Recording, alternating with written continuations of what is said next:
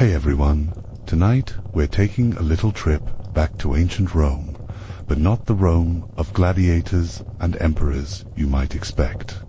No, we're diving into the hazier, more relaxed side of the Eternal City, the world of Roman intoxication, where getting high wasn't just tolerated, it was practically a civic duty.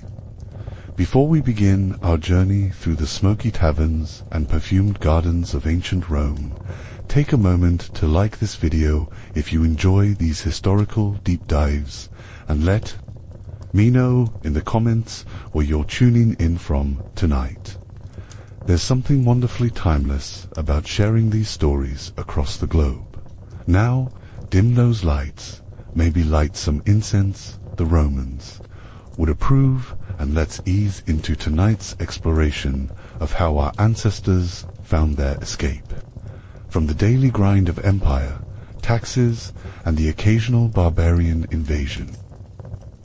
When we think of ancient Rome, we often picture stern senators in togas, disciplined legions marching in formation, and marble statues gazing stoically into eternity.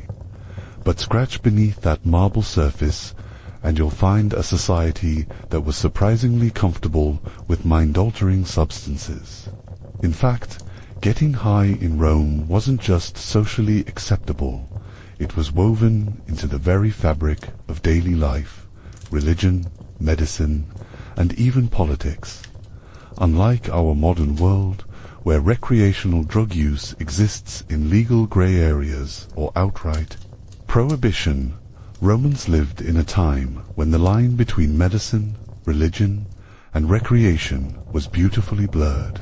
A substance that could heal your headache might also help you commune with the gods, and that same remedy could make your dinner parties significantly more interesting.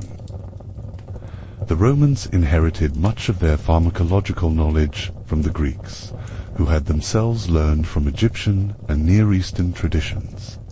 But being Romans, they took these ancient practices and systematized them, regulated them, and of course, taxed them. They were nothing if not thorough in their approach to both conquest and consciousness alteration. What's fascinating is how openly Roman writers discussed these substances. Pliny the Elder, that great collector of knowledge, wrote extensively about various plants and their psychoactive properties in his Natural History. He wasn't writing some underground manual, this was mainstream Roman scholarship. Physicians like Galen prescribed opium-based remedies, poets like Ovid wrote about wine-fueled revelries. This wasn't a hidden world. It was simply Roman life. The key difference between Roman and modern attitudes toward intoxication was context. Romans didn't separate the sacred from the secular, the medicinal from the recreational, the way we do. A substance that altered consciousness was inherently valuable because it touched on multiple aspects of human experience simultaneously. It could be medicine for the body, inspiration for the mind, and communion with the divine all at once. This holistic approach meant that Roman society developed sophisticated ways of thinking about dosage, timing, social context, and proper usage. They understood that these substances were tools, powerful ones that required knowledge, respect, and often social supervision to use safely. Let's start with the obvious one, wine. If there was one substance that defined Roman attitudes toward intoxication, it was wine. But Roman wine culture was far more complex and sophisticated than simply they drank a lot.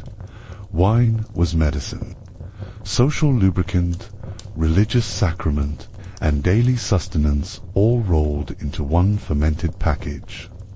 First, the practical aspects.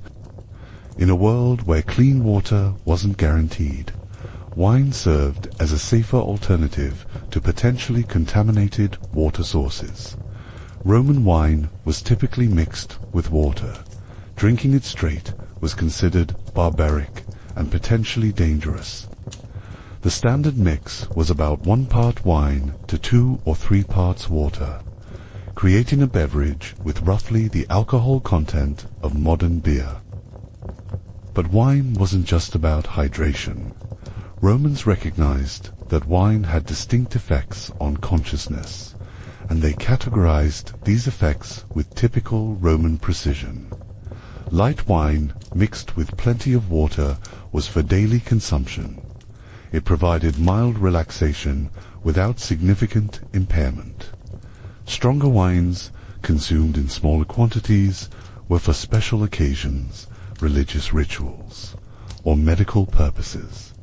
The Romans also understood that different wines produced different effects.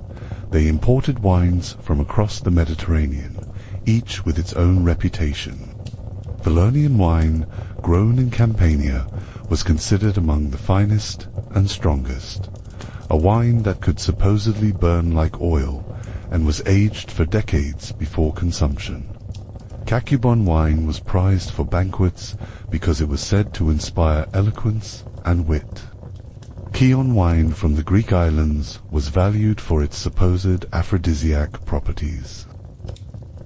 What's particularly interesting is how Romans used wine medicinally. They didn't just drink it, they infused it with various herbs, spices, and other substances to create targeted remedies. Balsam honey wine was given to invalids and the elderly. Conditum, spiced wine mixed with pepper, honey, and various herbs, was both a luxury beverage and a digestive aid. These weren't just random mixtures. Roman physicians had developed specific recipes for specific ailments. Wine also played a central role in Roman religious practice. The god Bacchus, borrowed from the Greek Dionysus, presided over wine and ecstatic religious experiences. Bacchanalian festivals, though eventually restricted by nervous authorities, were occasions where controlled intoxication was not just permitted, but religiously mandated. The consumption of wine was seen as a way of communing with the divine, of temporarily transcending the limitations of ordinary consciousness. The social aspects of wine consumption were equally important. Roman dinner parties or symposia were carefully orchestrated events where wine consumption followed specific protocols. The host would dilute the wine to an appropriate strength for the occasion, and guests were expected to drink in unison. This wasn't about getting drunk. It was about achieving a collective state of relaxation and openness that would facilitate conversation, poetry, and philosophical discussion. Interestingly, Romans also recognized the potential dangers of wine. Excessive consumption was associated with moral decay, loss of self-control, and social disorder. The ideal was to find the perfect balance. Enough wine to liberate the mind and tongue, but not so much as to compromise judgment or dignity. This balance was considered a mark of civilization and sophistication. While wine might have been the daily intoxicant of choice, opium held a special place in Roman pharmacology and consciousness exploration. Derived from the poppy plant Papaver somniferum, opium was simultaneously one of the most valuable medicines in the Roman arsenal and one of the most potent recreational substances available to those who could afford it. The Romans didn't discover opium. Its use dates back thousands of years to ancient Sumerian and Egyptian civilizations. But like so many things, the Romans refined and systematized its use. Developing sophisticated understanding of dosage, preparation methods, and applications, Roman physicians recognized that opium was essentially a miracle drug for pain relief, but they also knew it was dangerous enough to kill if used incorrectly. Opium came to Rome through extensive trade networks. The best opium was said to come from Asia Minor, particularly the regions around modern-day Turkey. It arrived in Rome as either raw opium resin or as prepared medicinal compounds. The cost was enormous. Good opium was literally worth its weight in silver. Making it accessible primarily to the wealthy elite, Roman medical texts describe opium's effects with remarkable accuracy. They knew it could relieve pain, induce sleep, suppress coughs, and treat diarrhea. But they also noted its capacity to produce euphoria, vivid dreams, and what they called divine visions. Roman physicians like Galen wrote extensively about opium's dual nature, its ability to heal, and its potential to harm. The preparation of opium-based medicines was an art form in itself. Roman pharmacists, called pigmentari, developed numerous formulations. Theriac, a complex mixture containing opium, along with dozens of other ingredients, was considered a universal antidote and general health tonic. Meconion was a simpler preparation, essentially opium dissolved in wine, used for severe pain or to induce deep sleep. What's fascinating is how Romans thought about opium's psychological effects. They didn't see the euphoria and altered consciousness as side effects to be avoided. They recognized these as valuable properties in their own right. Opium was used not just for physical ailments, but for what we might now call psychological conditions. Roman writers describe its use for treating melancholy, excessive grief, and what they called diseases of the mind. The recreational use of opium was more complex and socially regulated than wine consumption. While wine was socially acceptable across most contexts, opium use was generally confined to private settings and specific social groups. Wealthy Romans might consume opium-laced wine at intimate dinner parties, but public opium intoxication was considered inappropriate and potentially dangerous. Roman literature contains numerous references to opium's effects. Poets wrote about opium-induced dreams and visions, often describing them as encounters with gods or journeys to otherworldly realms. These weren't necessarily fictional accounts. Many Roman writers had personal experience with opium's consciousness-altering properties. The social implications of opium use were also significant. Because of its expense, regular opium use was a mark of extreme wealth and status. Stories circulated of wealthy Romans who became so dependent on opium that they spent fortunes maintaining their habits. The emperor Marcus Aurelius was said to consume theriac daily, though whether for medical or recreational purposes or both remains unclear.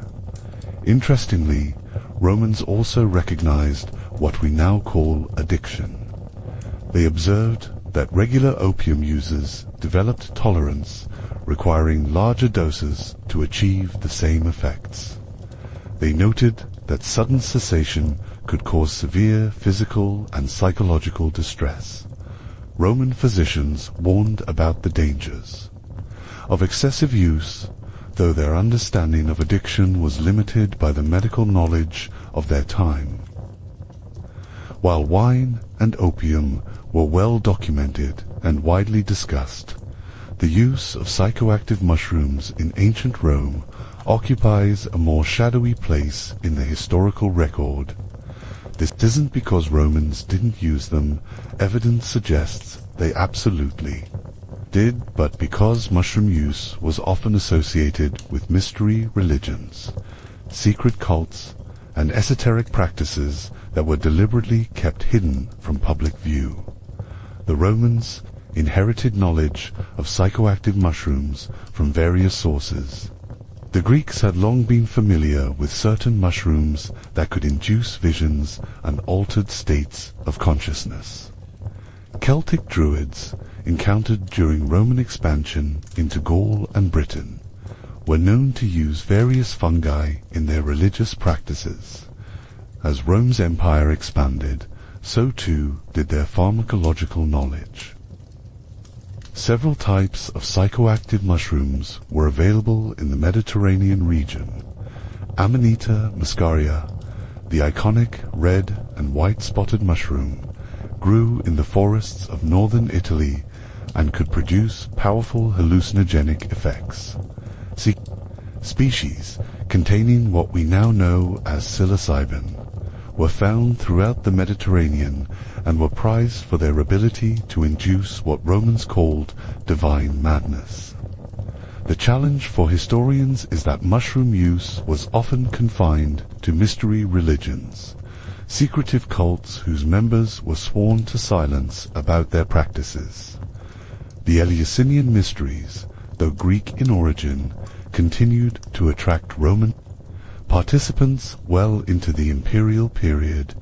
These religious ceremonies almost certainly involved the consumption of psychoactive substances, quite possibly ergot-contaminated grain or mushroom preparations, but the exact details remain deliberately obscured. What we do know comes from scattered references in Roman literature and art. Certain frescoes from Pompeii and other Roman sites appear to depict mushrooms in religious or ritual contexts. Roman writers occasionally allude to substances that could induce visions of the gods or transport the soul to otherworldly realms. These references are often coded or metaphorical, but they suggest a familiarity with powerful psychoactive substances. The use of mushrooms seems to have been particularly associated with certain religious practices and specific social groups, devotees of Bacchus, practitioners of various mystery cults, and certain philosophical schools appear to have incorporated psychoactive mushrooms into their spiritual practices. These weren't casual recreational experiences, they were serious, religious undertakings, often involving extensive preparation, ritual purification, and careful guidance by experienced practitioners. Roman attitudes toward mushroom-induced altered states were complex.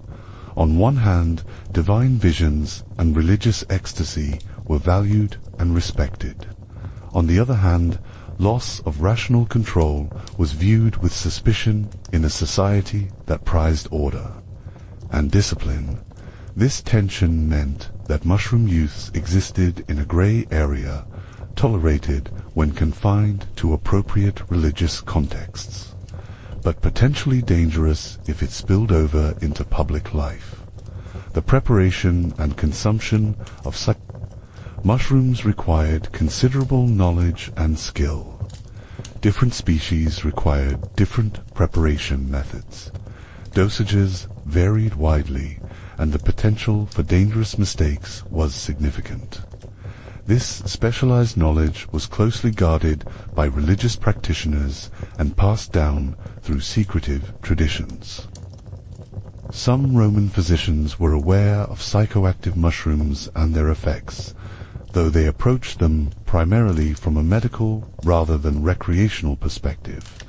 They recognized that certain fungi could induce visions, alter perception, and produce profound changes in consciousness. But they also knew that the line between therapeutic dose and dangerous overdose was often razor-thin. The secretive nature of mushroom use in Roman society has left us with frustratingly incomplete information. We know enough to be certain that psychoactive mushrooms played a role in Roman religious and possibly recreational life, but the details remain largely hidden.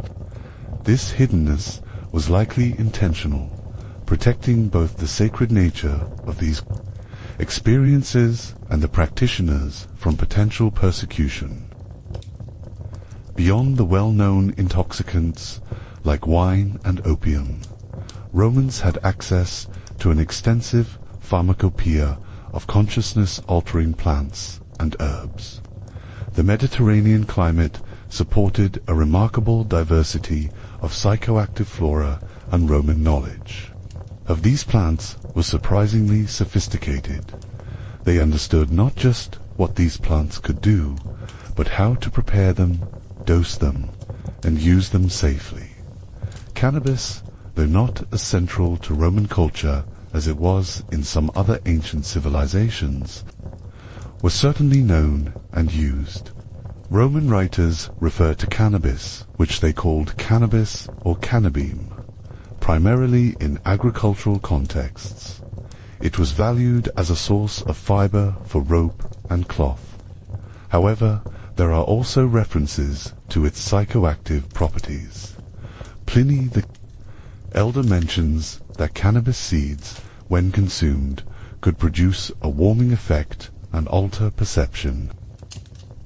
The use of cannabis in Rome seems to have been relatively limited, possibly because other intoxicants, like wine, were more readily available and socially acceptable. However, archaeological evidence suggests that cannabis was sometimes burned as incense, particularly in religious contexts. Some Roman burial sites have yielded cannabis seeds and residues, suggesting that it may have played a role in funerary practices or beliefs about the afterlife. Mandragora, or mandrake, was another plant with a fearsome reputation in Roman pharmacology. The root of the mandrake plant was said to resemble a human figure, and it was believed to possess powerful, magical, and medicinal properties. When properly prepared, mandrake could induce deep sleep, vivid dreams, and hallucinogenic experiences. Roman physicians used it as an anesthetic for surgical procedures, but they also recognized its potential for recreational use. The preparation of mandrake was surrounded by elaborate rituals and superstitions. Romans believed that the plant would shriek when pulled from the ground, and that this cry could kill or drive mad anyone who heard it. As a result, mandrake was typically harvested using elaborate methods involving dogs, noise-making, and protective rituals. Whether these beliefs reflected genuine concern about the plant's toxicity or were simply folkloric traditions, they demonstrate the reverence and fear with which Romans approached powerful psychoactive substances. Datura, known to Romans as stramonium, was another potent hallucinogenic plant. Unlike the pleasant euphoria associated with wine or the dreamy stupor of opium, Datura produced intense, often terrifying hallucinations. Roman writers describe Datura intoxication as a form of temporary madness, where users might see demons, experience complete breaks from reality, or engage in bizarre behaviors while completely unconscious of their actions. Despite its fearsome reputation, Datura was used medicinally by Roman physicians. Small doses could treat asthma, muscle spasms, and certain types of pain. However, the line between therapeutic and toxic doses was extremely narrow, making Datura one of the most dangerous substances in the Roman pharmacopoeia. Its use required exceptional skill and knowledge, and it was typically reserved for the most experienced practitioners. Henbane hyoscyamus, Niger, was another member of what we now call the nightshade family of plants. Like Datura, henbane could produce powerful hallucinogenic effects, but it was somewhat more predictable and manageable. Roman physicians used henbane preparations to treat various ailments, from toothaches to insomnia. In larger doses, it could induce trance-like states and vivid hallucinations. What's particularly interesting about these more exotic plants is how Romans thought about their effects. They didn't simply categorize them as drugs in our modern sense. Instead, they understood these substances as bridges between the human and divine realms. The altered states of consciousness they produced were seen as potentially valuable for gaining insight, communicating with gods, or exploring the mysteries of existence.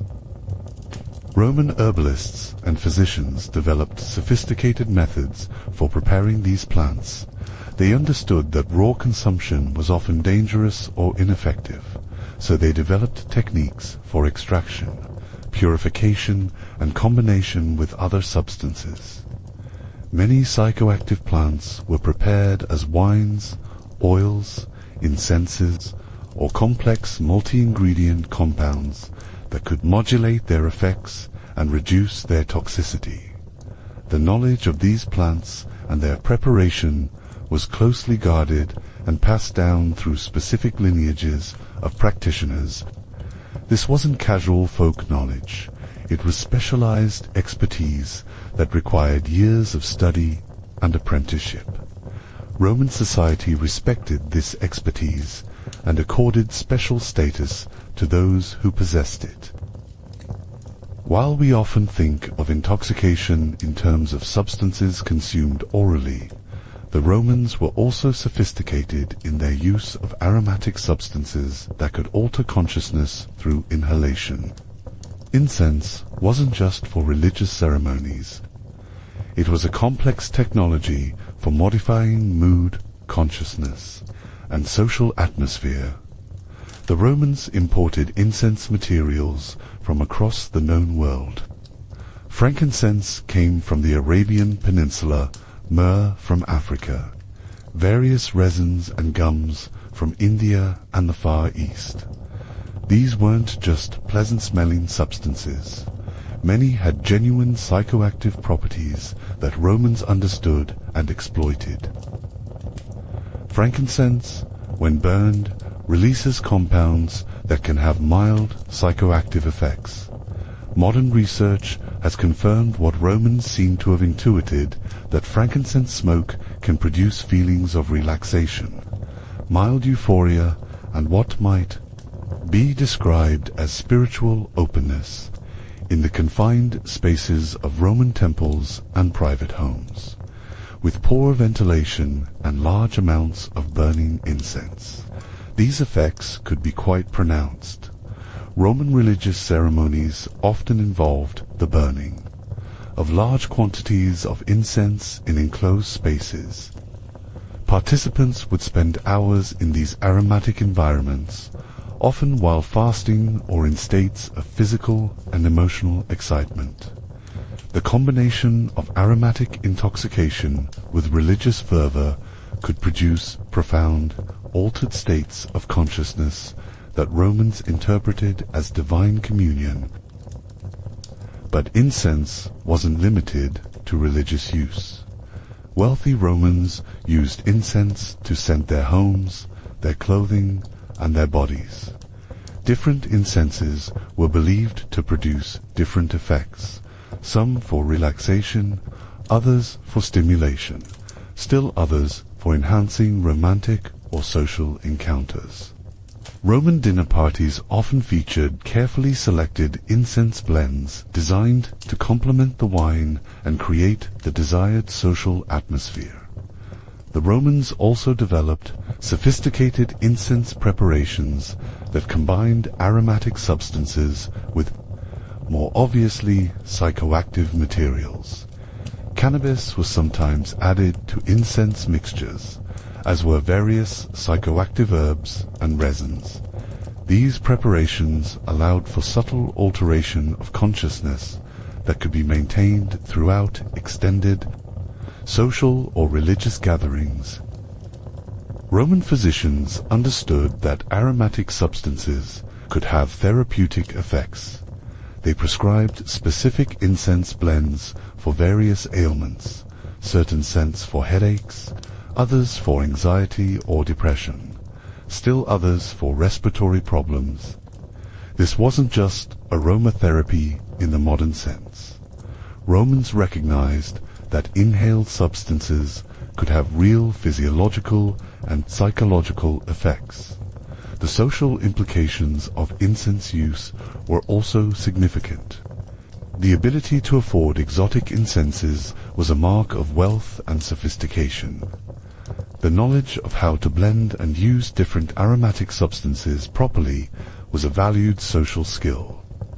Roman hosts took pride in creating distinctive aromatic environments for their guests, and the appreciation of fine incense was considered a mark of cultural refinement. What's particularly interesting is how Romans thought about the relationship between smell and consciousness. They believed that certain scents could directly influence thoughts, emotions, and spiritual states. This wasn't seen as mysterious or supernatural. It was simply an observed fact about how human consciousness worked. Modern neuroscience has largely confirmed this Roman understanding of the powerful connection between olfactory experience and brain function. No discussion of Roman approaches to altered consciousness would be complete without considering the role of the bathhouses. These weren't just places to get clean. They were complex social and therapeutic environments where Romans regularly experienced altered states of consciousness through heat, steam, and various chemical treatments. Roman baths were marvels of engineering and social organization. The typical bathhouse featured a series of rooms with different temperatures and humidity levels. Bathers would progress from cool to warm to hot rooms, then often plunge into cold pools. This thermal progression had profound effects on consciousness and physiology that Romans understood and valued. The Caldarian or hot room could reach temperatures of 50 to 60 degrees Celsius, 120 to 140 degrees Fahrenheit, with high humidity.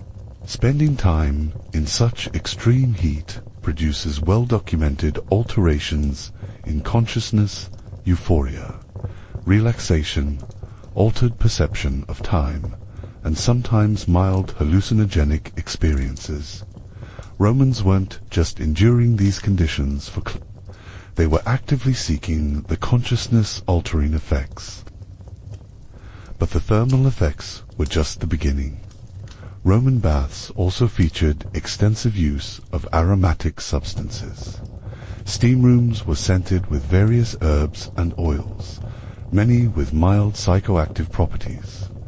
Bathers would often bring their own aromatic preparations or purchase them from vendors at the bathhouse. The combination of extreme heat, high humidity, and psychoactive aromatics could produce profound altered states. Roman bathhouses also served wine and food, often including preparations known to enhance the thermal experience. Light wines, herbal preparations, and various tonics were consumed before, during, and after bathing. Some bathhouses specialized in particular combinations of thermal, aromatic, and consumable consciousness-altering experiences. The social aspect of bathhouse culture was equally important. Romans didn't just bathe alone. They bathed in groups, engaging in conversation, business dealings, and various forms of entertainment, while in altered states of consciousness. The combination of physical vulnerability, being naked, thermal stress, and mild intoxication created unique social dynamics that Romans valued and cultivated. Roman physicians understood the therapeutic potential of bathhouse experiences. They prescribed specific bathing regimens for various ailments, often including particular aromatic treatments or consumption protocols. The bathhouse was seen as a place of healing, not just for the body, but for the mind and spirit as well. What's fascinating is how Romans integrated bathhouse experiences into their regular routines. Most Romans visited the baths daily, meaning they were regularly experiencing mild, altered states of consciousness as part of their normal life rhythm. This wasn't considered unusual or problematic. It was simply part of being civilized and healthy. The bathhouses also served as venues for more intensive consciousness exploration. Certain establishments catered to clients seeking more profound experiences, offering specialized treatments, exotic aromatics, or access to various psychoactive preparations. These premium services were available to those willing and able to pay for them. Roman bath culture represents a sophisticated understanding of how environmental factors, temperature, humidity, aromatics, social context, could be orchestrated to produce desired states of consciousness.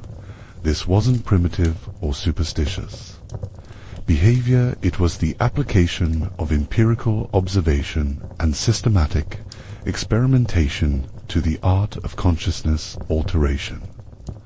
Roman medicine was remarkably advanced in its understanding and application of psychoactive substances. Unlike modern medicine, which tends to compartmentalize physical and mental health, Roman physicians understood that consciousness-altering substances could treat both bodily ailments and what we would now call psychological conditions. Roman medical texts, particularly the works of physicians like Galen and Dioscorides, contain detailed descriptions of various psychoactive substances and their therapeutic applications. These weren't casual observations, they were the result of systematic study and clinical experience accumulated over centuries of practice. Opium-based preparations were the cornerstone of Roman pain management. Roman physicians understood that pain wasn't just a physical phenomenon, it involved psychological components that required treatment. Opium didn't just block pain signals. It also provided emotional relief, reduced anxiety, and helped patients cope with the psychological aspects of illness and injury. Roman doctors also recognized what we now call the placebo effect, though they didn't use that terminology. They understood that a patient's mental state could significantly influence their physical recovery, and they deliberately used consciousness as substances to create positive, hopeful mental states that would facilitate healing. Depression and anxiety were well-recognized conditions in Roman medicine, though they used different terminology. What they called melancholia, mania, and various diseases of the mind were treated with combinations of psychoactive substances, environmental modifications, and what we might now call psychotherapy. Wine-based preparations were particularly important in Roman psychiatric medicine. Different wines were believed to have different effects on mental states, some calming, others stimulating, still others clarifying thought. Roman physicians would prescribe specific wine preparations for specific mental conditions, often combined with herbs known to enhance particular psychological effects. Roman military medicine was particularly sophisticated in its use of consciousness substances. Battle trauma, what we now call PTSD, was a recognized condition and Roman military physicians developed specific treatments using opium, wine, and various herbal preparations to help soldiers cope with the psychological aftermath of combat. The Roman understanding of addiction was also surprisingly sophisticated. They recognized that regular use of certain substances could lead to physical and psychological dependence, and they developed various strategies for managing these conditions. Roman physicians understood that sudden cessation of opium or alcohol could be dangerous, and they developed gradual reduction protocols that we would still recognize as medically sound. Roman women's medicine made extensive use of substances. Childbirth, menstrual problems, and various gynecological conditions were treated with preparations designed not just to address physical symptoms, but to provide psychological relief. The recognition that women's health issues often had significant psychological components was remarkably advanced for its time. Pediatric medicine in Rome also incorporated consciousness-altering substances, though with appropriate caution. Roman physicians understood that children metabolize these substances differently than adults, and they developed child-specific preparations and dosing protocols. The use of mild psychoactive substances to calm anxious children or help them sleep was considered normal and appropriate. Roman geriatric medicine was particularly sophisticated in its use of psychoactive substances. Elderly Romans often suffered from what we would now recognize as age-related cognitive decline, depression, and chronic pain. Roman physicians developed complex treatment protocols using various consciousness-altering substances to maintain quality of life and mental function in aging patients. What's most remarkable about Roman medical use of psychoactive substances is how systematic and evidence-based it was. Roman physicians kept detailed records of treatments and outcomes, shared information across the empire, and constantly refined their understanding based on clinical experience. This wasn't primitive medicine, it was sophisticated, systematic healthcare that happened to use substances we now heavily regulate. Religion and spirituality in ancient Rome were inseparable from consciousness alteration. Unlike modern religious traditions that often view intoxication as spiritually problematic, Romans understood altered states of consciousness as potentially sacred and valuable for religious experience. The god Bacchus, Dionysus to the Greeks, was central to Roman religious thinking about intoxication. Bacchanalian festivals weren't just parties, they were religious ceremonies where controlled intoxication was a form of worship. Participants would consume wine and sometimes other substances to achieve states of divine possession or communion with the god. These festivals were carefully structured events with specific protocols for consumption and behavior. The goal wasn't simply to get drunk, it was to achieve particular types of altered consciousness that were understood as religious experiences. Participants often reported visions, divine communications, and profound spiritual insights during these gatherings. However, the Bacchanalian festivals eventually became controversial and were restricted by Roman authorities. This wasn't necessarily because of the intoxication itself, but because large gatherings of people in altered states of consciousness were seen as potentially politically dangerous. The restriction of these festivals reflects the tension between individual spiritual experience and state control that ran throughout Roman society.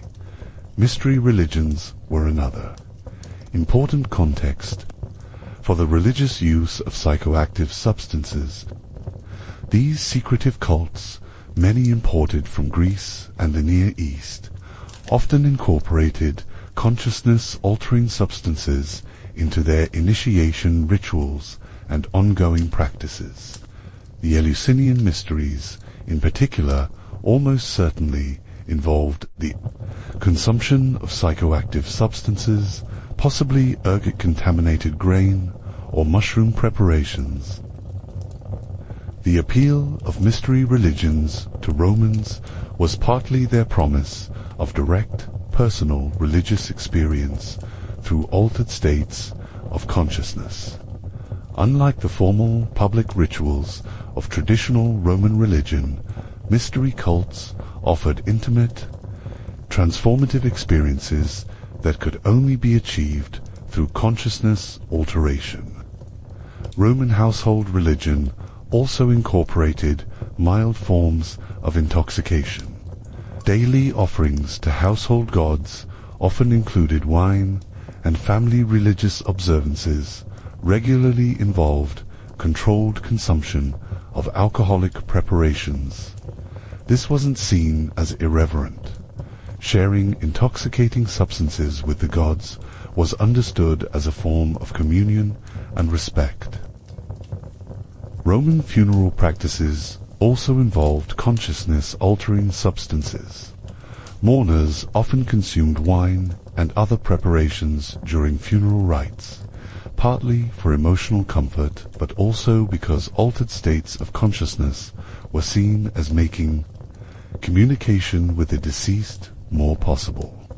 The Roman understanding of death as a transition rather than an ending made consciousness alteration seemed like a logical tool for maintaining connection with departed loved ones. Certain Roman philosophical schools also incorporated consciousness alteration into their practices. Stoic philosophers, despite their reputation for rationality and self-control, sometimes used mild intoxication as a tool for self-examination and philosophical insight. The idea was that altered states could reveal truths about the self and the universe that were normally hidden by everyday consciousness. Roman oracles and diviners regularly used psychoactive substances to induce the trance states necessary for prophecy and divine communication. This wasn't considered fraudulent or inappropriate. It was understood as a legitimate tool for accessing divine knowledge. The Sibylline books, important prophetic texts consulted by Roman officials, were reportedly written by oracles under the influence of consciousness-altering substances. The Roman military also incorporated religious use of substances. Before major battles, soldiers often participated in religious ceremonies involving wine consumption and sometimes other substances. These rituals served both to invoke divine protection and to create group cohesion and courage through shared, altered states of consciousness. What's particularly interesting about Roman religious use of psychoactive substances is how regulated and institutional it was. Unlike spontaneous or individual spiritual experiences, Roman religious intoxication was usually carefully structured, socially supervised, and integrated into established religious frameworks. This represents a sophisticated understanding of how to use consciousness alteration constructively within organized religious systems. The Roman Symposium, inherited and adapted from Greek tradition, represents perhaps the most sophisticated approach to social intoxication in the ancient world. These weren't mere drinking parties.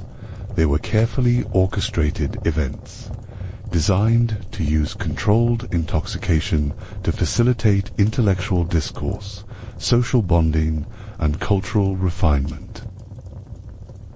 Roman symposia followed specific protocols that would seem almost ritualistic to modern observers. The host, called the symposiarch, had the responsibility of determining the strength of the wine, always diluted with water, the pace of consumption, and the activities that would accompany drinking. This wasn't casual partying. It was the application of systematic knowledge about intoxication to create desired social and intellectual outcomes. The physical setting of a symposium was carefully designed to enhance the experience. Participants reclined on couches arranged around low tables in a configuration that encouraged conversation while preventing anyone from drinking too quickly or becoming too intoxicated. The lighting was kept dim, often provided by oil lamps, creating an intimate atmosphere that was conducive to open discussion. Wine dilution was a crucial aspect of symposium culture. Different mixtures were used for different purposes.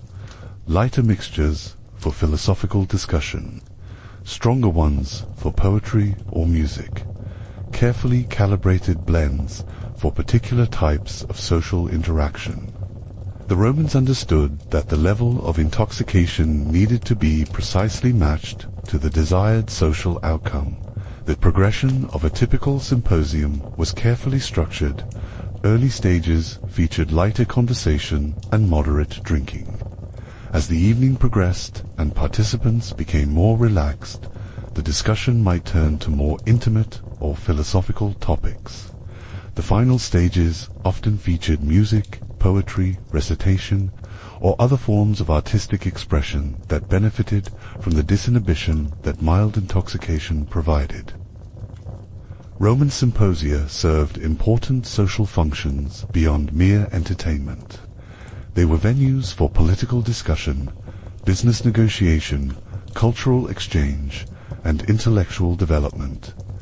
Many important political decisions were made, business deals struck, and friendships formed during these carefully orchestrated drinking sessions. The gender dynamics of symposia were complex and varied over time.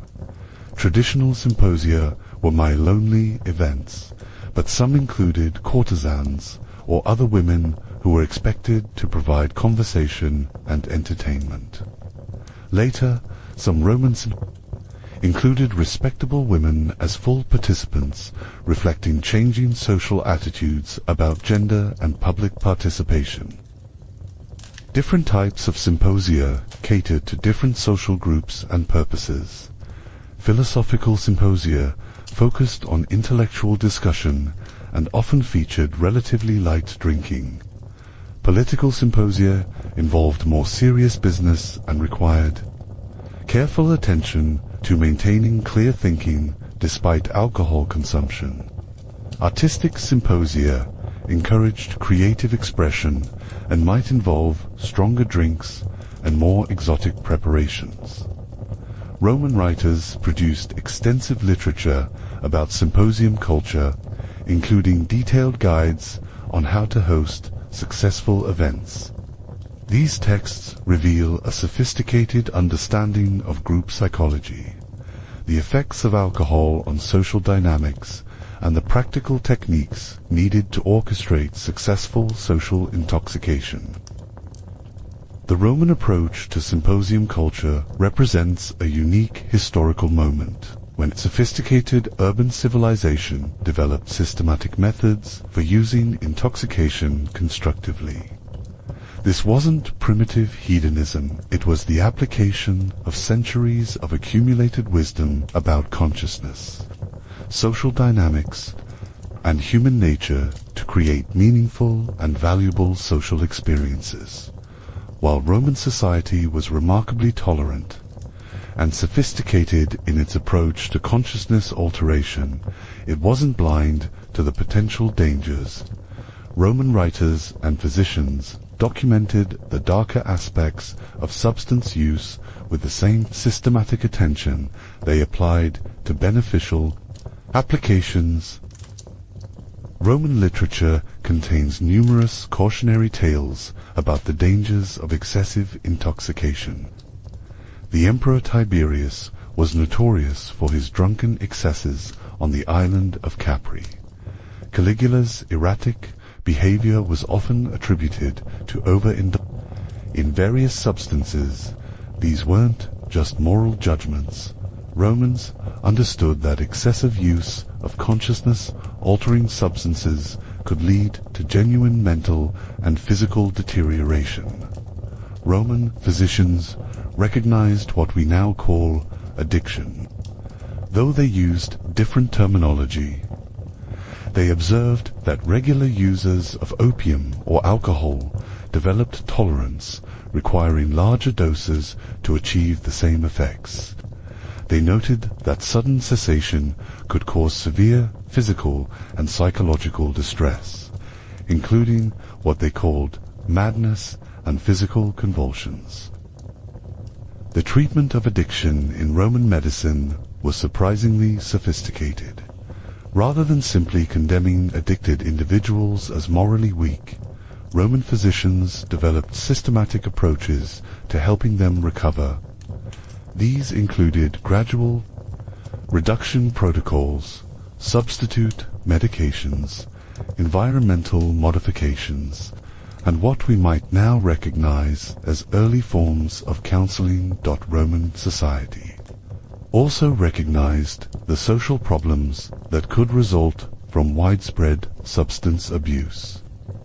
Laws were passed restricting certain types of public intoxication, limiting access to some substances, and regulating the contexts in which consciousness alteration was acceptable.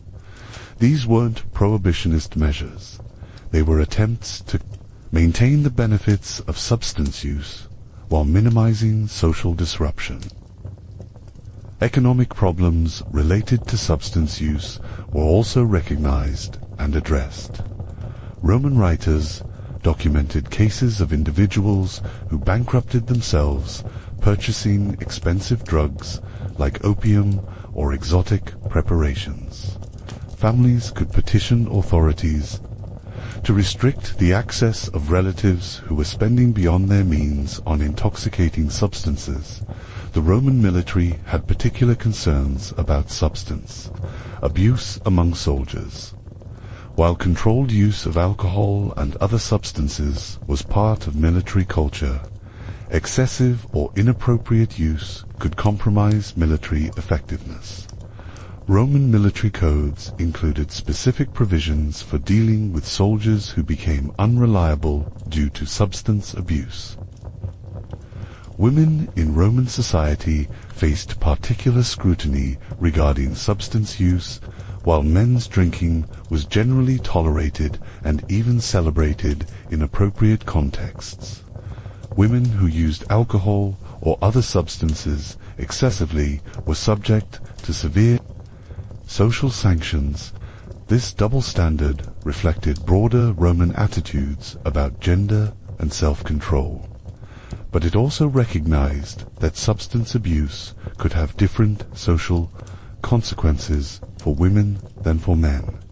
Roman slaves and lower-class citizens had limited access to expensive intoxicants like opium, but they weren't immune to substance-related problems.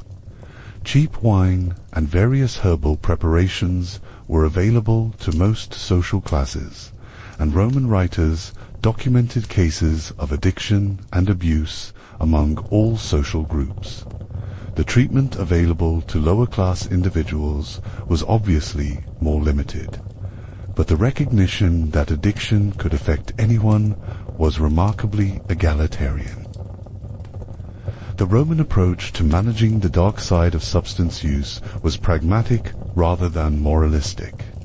They understood that consciousness-altering substances were valuable tools that could be misused, and they developed social, legal, and medical frameworks for minimizing harm while preserving benefits. This approach required ongoing adjustment and refinement as new substances became available and social conditions changed. As the Roman Empire expanded to encompass the Mediterranean world and beyond, Romans encountered diverse traditions of consciousness alteration that they gradually incorporated into their own practices. This cultural exchange created fascinating regional variations in how intoxication was understood and practiced across the empire. In Egypt, Romans encountered sophisticated traditions of cannabis use that dated back thousands of years. Egyptian priests had long used cannabis in religious ceremonies, and Roman administrators gradually became familiar with these practices. Some Roman settlements in Egypt began incorporating cannabis into their own religious and recreational activities.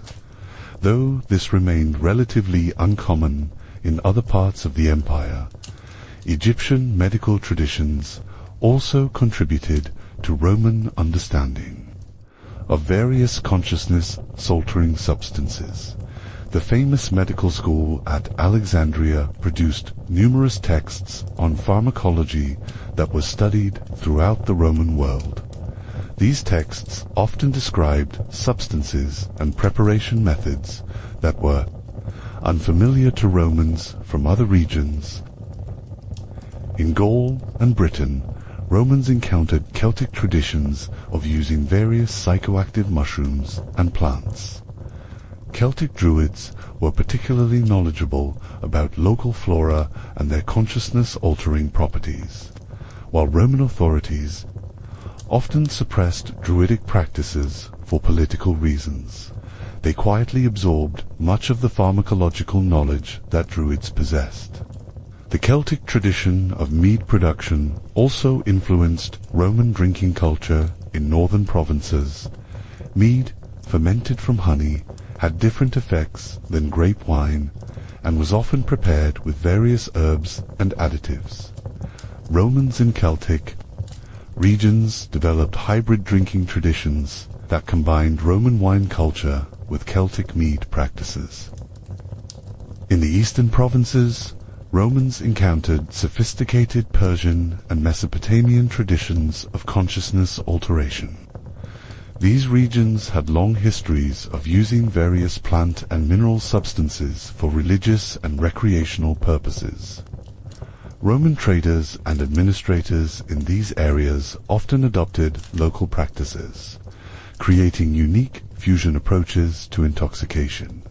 The spice trade also brought new consciousness-altering substances to Roman attention. Various exotic spices and herbs from India, Central Asia, and the Far East had mild psychoactive properties that Romans gradually learned to appreciate and use. The incorporation of these substances into Roman cuisine and medicine created new possibilities for consciousness alteration. Syrian and Jewish communities within the empire also contributed to Roman understanding of consciousness-altering substances. These communities often had religious or cultural traditions that involved specific preparations or usage. Protocols that differed from mainstream Roman practices. While Romans didn't always adopt these practices directly, they often learned from them and incorporated useful elements into their own traditions. Germanic tribes, encountered during Roman expansion, had their own traditions of using alcohol and various plant substances, while Germanic drinking culture was often characterized by Romans as excessive and uncivilized. Roman observers also noted interesting techniques and preparations that they sometimes adopted for their own use.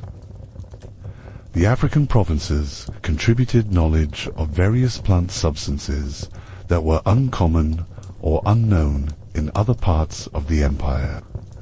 North African medical and religious traditions often involved consciousness-altering substances that Roman administrators gradually learned about and sometimes incorporated into their own practices.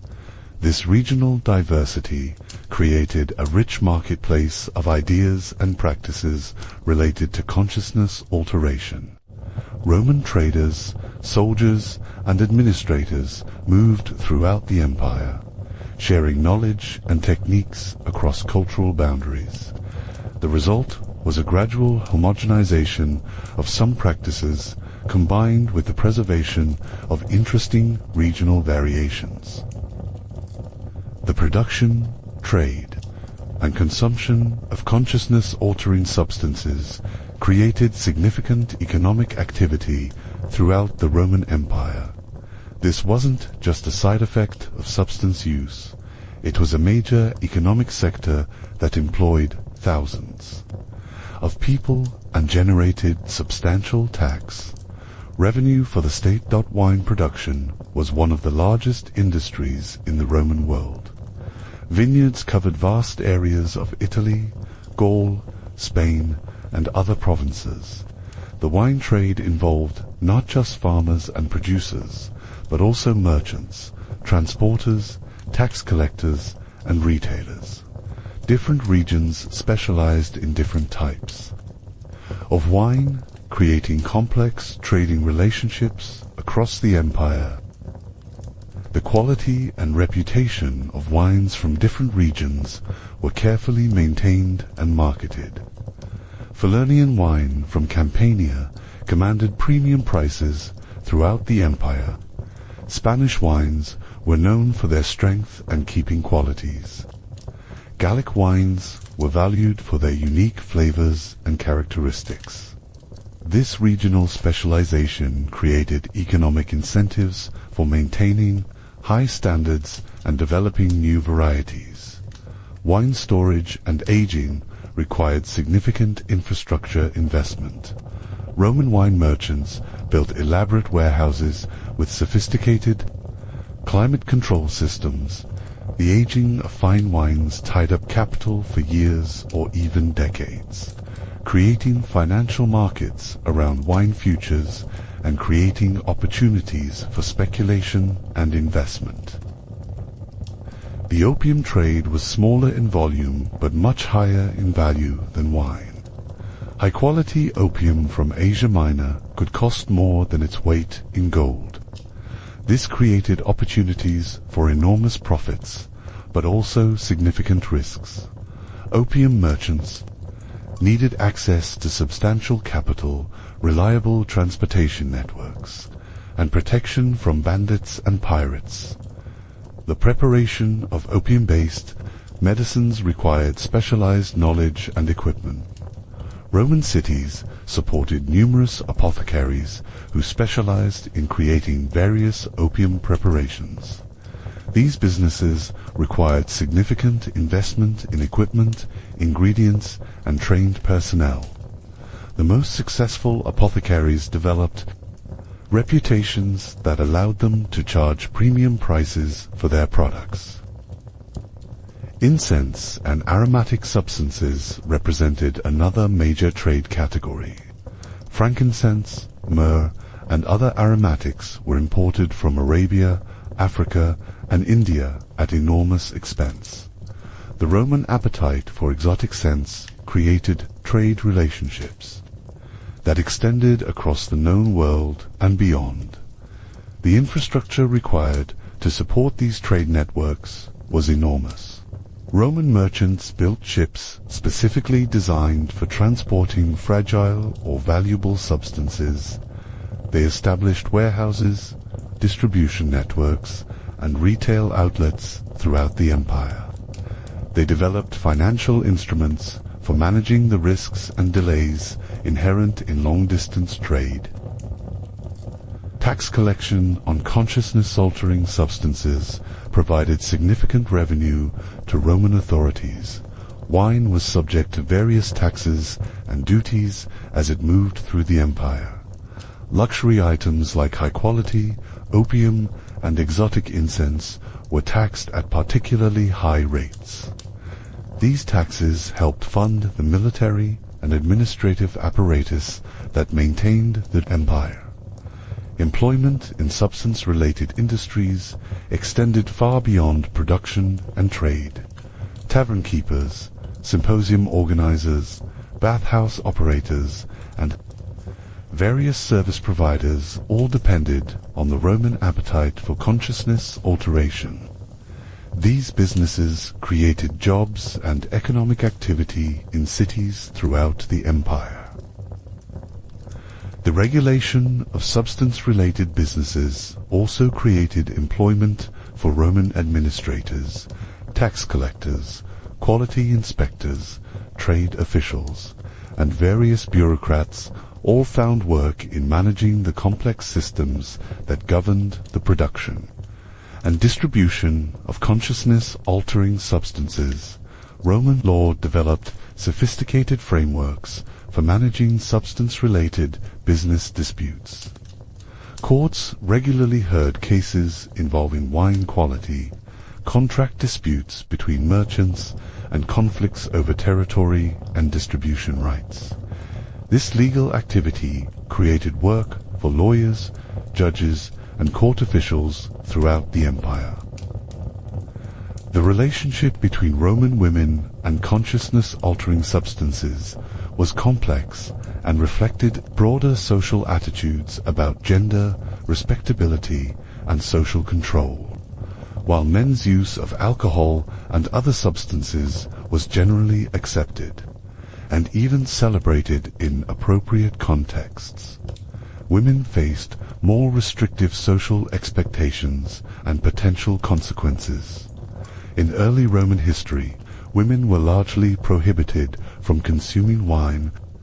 The lex Appia and other legal restrictions reflected a belief that alcohol consumption by women was inherently dangerous to social order. These laws weren't just about intoxication, they reflected deeper anxieties about women's sexuality, autonomy, and potential for social disruption. However, these restrictions gradually relaxed over time. By the imperial period, respectable Roman women regularly consumed wine, though usually in more restricted contexts than men. Women might drink diluted wine with meals, consume wine-based medicines, or participate in certain religious ceremonies involving alcohol consumption. The medical use of consciousness-altering substances by women was generally accepted and even encouraged. Roman physicians regularly prescribed opium-based preparations for women's health issues, including childbirth, menstrual problems, and various gynecological conditions. These medical applications were seen as appropriate and necessary rather than problematic. Roman women also had access to various cosmetic and aromatic preparations that contained mild psychoactive substances. Perfumes, bath additives, and beauty treatments often included ingredients that could produce subtle alterations in mood or consciousness. These applications were considered part of normal feminine self-care rather than intoxication. Religious participation provided another avenue for women's involvement with consciousness-altering substances. Many Roman religious ceremonies included wine consumption, and women often participated in these rituals. Mystery religions, in particular, sometimes offered women opportunities for more intensive consciousness exploration that would have been problematic in secular contexts. Upper-class Roman women had more freedom to experiment with various substances than their lower-class counterparts. Wealthy women could afford expensive preparations and had more privacy for consumption. They also had access to physicians and other experts who could provide guidance and supervision. The social consequences of inappropriate substance use were much more severe for women than for men. A man who drank too much might face social disapproval or legal consequences, but a woman who violated social expectations around intoxication could face divorce, social ostracism, or loss of custody of her children. Roman literature contains numerous examples of women who used consciousness-altering substances inappropriately and faced severe consequences. These stories served both as entertainment and as cautionary. Tales about the importance of women maintaining proper self-control and social composure. Interestingly, some Roman women became experts in the preparation and use of various consciousness-altering substances.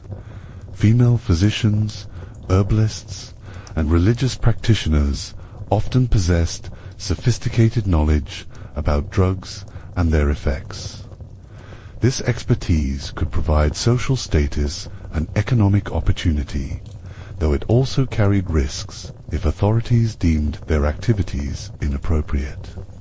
The double standard regarding women and intoxication reflected broader Roman anxieties about gender and social control. Women were seen as potentially more susceptible to the disruptive effects of consciousness alteration, and their substance use was more carefully monitored and regulated as a result. The relationship between slavery and consciousness-altering substances in Roman society reveals important aspects of both Roman attitudes toward human dignity and the practical realities of managing large slave populations. Slaves had limited access to expensive intoxicants, but they weren't entirely excluded from Roman substance culture. Roman slaves typically had access to the same basic wine rations as free citizens. This wasn't generosity, it was practical necessity. Wine was often safer to drink than water, and providing wine rations helped maintain slave health and productivity. However, the wine provided to slaves was usually of lower quality and more heavily diluted than what free citizens consumed. Slave participation in religious ceremonies sometimes included consumption of consciousness-altering substances. Household slaves might participate in family religious observances, and agricultural slaves often participated in seasonal festivals that involved drinking and mild intoxication. These occasions provided supervised opportunities for consciousness alteration within structured social contexts. Medical treatment of slaves with consciousness-altering substances was complicated by economic considerations. Expensive treatments, like opium-based preparations, were usually reserved for valuable slaves, whose health was economically important to their owners. Common agricultural slaves were more likely to receive cheaper herbal remedies or no treatment at all. Some slaves developed expertise in the preparation and use of consciousness-altering substances. Household slaves who worked as personal servants to wealthy Romans often gained knowledge about various preparations and their effects. This knowledge could provide opportunities for advancement or additional income, though it also carried risks if used inappropriately. The social control of slave populations involved careful attention to substance access and use. Roman authorities understood that large groups of intoxicated slaves could pose security risks, so slave access to alcohol and other substances was usually carefully monitored and controlled. However, slaves also found ways to create their own opportunities for consciousness alteration. They might save small amounts of wine from their rations, forage for psychoactive plants, or trade with free citizens for access to various substances. These activities represented both recreation and resistance moments of autonomy and pleasure in otherwise constrained lives. Freed slaves, freed men, occupied an interesting position in Roman substance culture. They had legal freedom but often lacked the social status and economic resources of born citizens. Their participation in drinking culture and other forms of consciousness alteration served as markers of their free status while also highlighting their continued social limitations. Some freed slaves became successful in substance-related businesses. Former slaves might open taverns, work as apothecaries, or engage in trade involving wine or other consciousness-altering substances. These economic opportunities provided paths to social advancement while also contributing to the overall Roman economy. The treatment of slave addiction and substance abuse problems reflected broader Roman attitudes about human dignity and property rights. Owners had economic incentives to address substance problems that affected slave productivity, but they also had legal authority to use harsh methods that wouldn't be applied to free citizens. Roman law regarding slaves and substance use was primarily concerned with protecting property rights rather than slave welfare.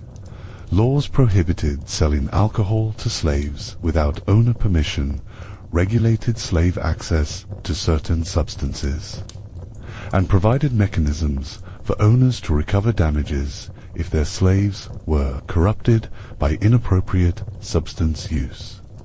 The Roman military's relationship with consciousness-altering substances was complex and pragmatic, reflecting the need to balance combat effectiveness with the social and psychological needs of soldiers serving far from home in often dangerous and stressful conditions. Roman soldiers received regular wine rations as part of their standard provisions. This wasn't just for morale. Wine provided calories, had some antimicrobial properties, and was often safer to drink than local water sources. The quality and quantity of wine rations varied depending on availability and military circumstances, but providing wine to soldiers was considered a basic military necessity. Before major battles, Roman armies often participated in religious ceremonies that included consumption of wine and sometimes other substances. These rituals served multiple purposes, invoking divine protection, building group cohesion, and providing mild intoxication that could reduce anxiety and increase courage. The psychological effects of shared intoxication helped create the group solidarity that was essential to Roman military effectiveness. Roman military medicine made extensive use of consciousness-altering substances, particularly for treating wounded soldiers. Opium-based preparations were standard treatments for severe pain, and wine-based medicines were used for various ailments. Military physicians understood that treating psychological trauma was as important as treating physical wounds, and they used consciousness-altering substances to help soldiers cope with the mental effects of combat. The Roman military also had to deal with the practical problems that could result from excessive substance use by soldiers. Military codes included specific provisions for dealing with drunken soldiers, and commanders developed various strategies for maintaining discipline, while allowing appropriate relaxation and stress relief. Different military units developed their own drinking cultures and traditions. Veteran legions often had elaborate ceremonies and customs around alcohol consumption that served to reinforce unit identity and esprit de corps. These traditions weren't just entertainment, they were important mechanisms for maintaining military effectiveness and soldier morale. Roman armies operating in different regions encountered local substances and traditions that they sometimes adopted. Soldiers serving in Gaul might learn about local meat production, while those in eastern provinces might encounter different types of wine or other consciousness-altering substances. This cultural exchange enriched Roman military culture while also creating new challenges for military discipline. The Roman military's use of consciousness-altering substances wasn't limited to alcohol. Soldiers sometimes used various stimulant plants to maintain alertness during long watches or difficult marches. They might use pain-relieving plants to treat minor injuries or muscle aches. Military knowledge of useful plants and their effects was passed down through informal networks of experienced soldiers. Combat stress and trauma were recognized problems in the Roman military, though they weren't understood in modern psychological terms. Roman commanders and military physicians developed various treatments for what they called soldier's heart or battle madness, often involving consciousness-altering substances combined with rest and gradual reintegration into military duties. The economic aspects of military substance use were also significant. Providing wine rations and medical supplies to large armies required extensive logistics and significant expense. The Roman military developed sophisticated supply networks, specifically for managing the distribution of consciousness-altering substances to troops throughout the empire. Roman military veterans often carried their drinking habits and substance knowledge back to civilian life after completing their service. This created ongoing connections between military and civilian substance culture, with veterans often becoming influential figures in local drinking establishments and social networks. Roman religious festivals provided some of the most socially accepted and elaborately orchestrated opportunities for consciousness alteration in the ancient world. These weren't casual parties, but carefully structured events that used intoxication as a tool for spiritual experience and community bonding. The Festival of Bacchus was perhaps the most famous Roman celebration involving systematic intoxication. Originally, these festivals were solemn religious observances dedicated to the god of wine and ecstasy. Participants would consume large quantities of wine in carefully structured rituals designed to induce religious visions and divine possession. However, the Bacchanalian festivals eventually became controversial and were restricted by Roman authorities. In 186 BCE, this wasn't necessarily because of the intoxication itself, but because large gatherings of people in altered states of consciousness were seen as potentially politically dangerous. The restriction of these festivals reflects the ongoing tension between individual spiritual experience and state control that characterized Roman society. The Saturnalia festival, celebrated in December, provided another important context for sanctioned intoxication. During this festival, normal social hierarchies were temporarily suspended, and excessive drinking and altered behavior were not only tolerated but expected. Masters served their slaves, social conventions were overturned, and consciousness-altering substances flowed freely. These festival inversions served important social functions. They provided pressure valves for social tensions, allowed the expression of normally suppressed desires and emotions, and reinforced social bonds through shared experiences of intoxication and revelry.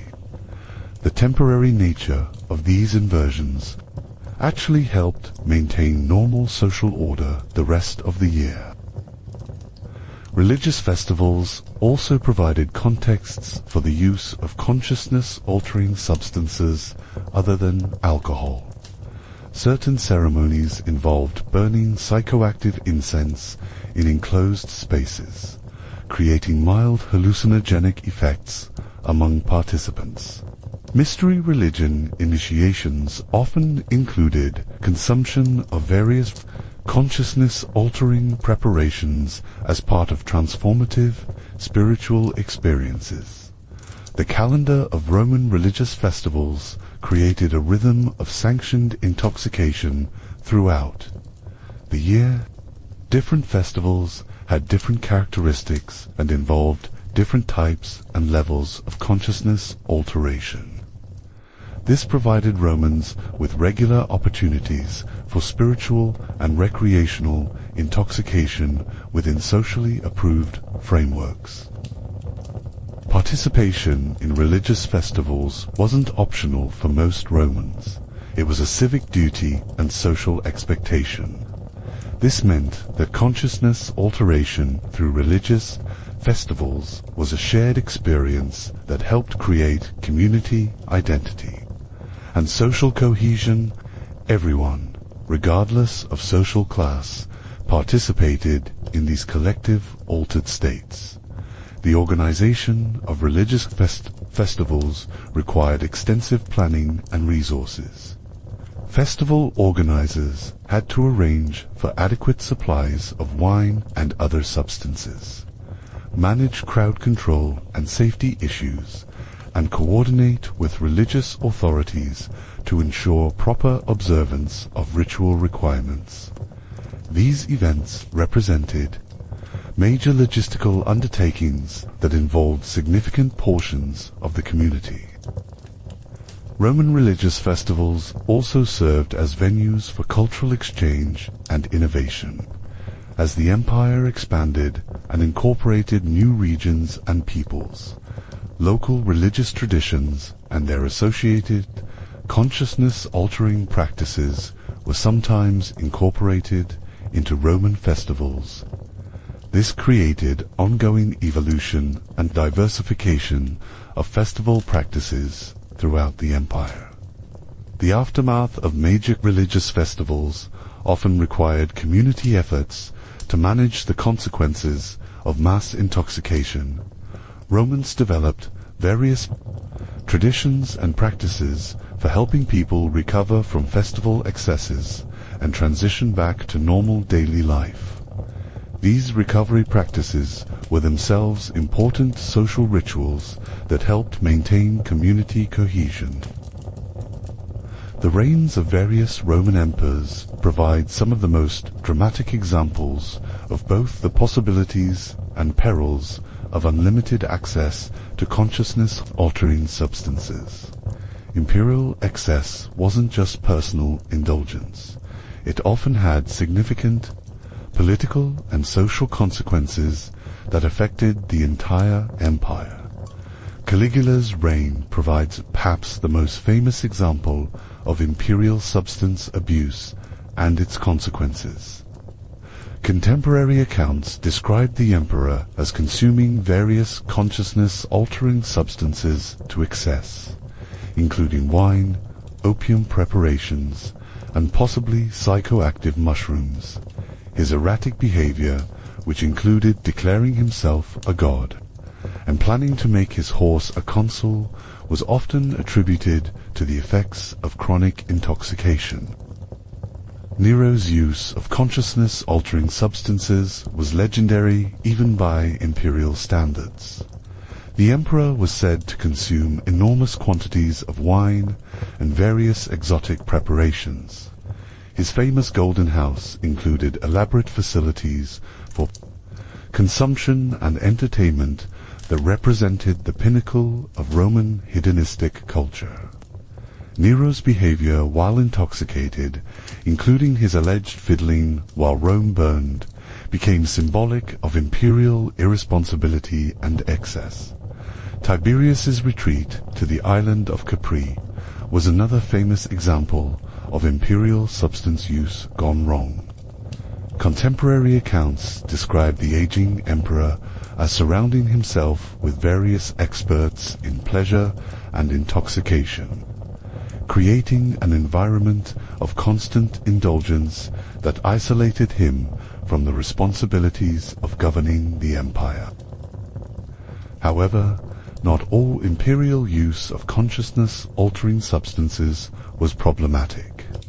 Marcus Aurelius, the philosopher-emperor, was said to consume theriac, an opium-based preparation, daily, possibly for medical reasons. His reign was marked by competent administration and philosophical reflection, suggesting that appropriate use of these substances didn't necessarily compromise imperial effectiveness. The imperial court created a unique environment for experimentation with consciousness substances. Emperors had unlimited resources and access to exotic substances from throughout the known world. They could afford to employ expert physicians, herbalists, and other specialists to develop new preparations and explore new possibilities for consciousness alteration. Imperial excess also created cautionary examples that influenced broader Roman attitudes toward substance use. The dramatic failures of emperors who indulged too heavily served as warnings about the dangers of losing self-control and moderation. These examples helped reinforce Roman cultural values about appropriate use and social responsibility. The imperial court also served as a center for innovation in consciousness alteration, new substances, preparation methods, and consumption. Practices were often first developed for imperial use before spreading to broader Roman society. The emperor's preferences and practices influenced fashion and behavior throughout the empire. Imperial physicians and court specialists developed sophisticated knowledge about consciousness-altering substances, partly in response to imperial demands. And resources. Some of the most advanced Roman medical and pharmacological knowledge was developed in the context of serving imperial needs and desires. The political consequences of imperial substance abuse were often severe. Emperors who lost effectiveness due to excessive intoxication faced palace coups, military rebellions, and administrative collapse.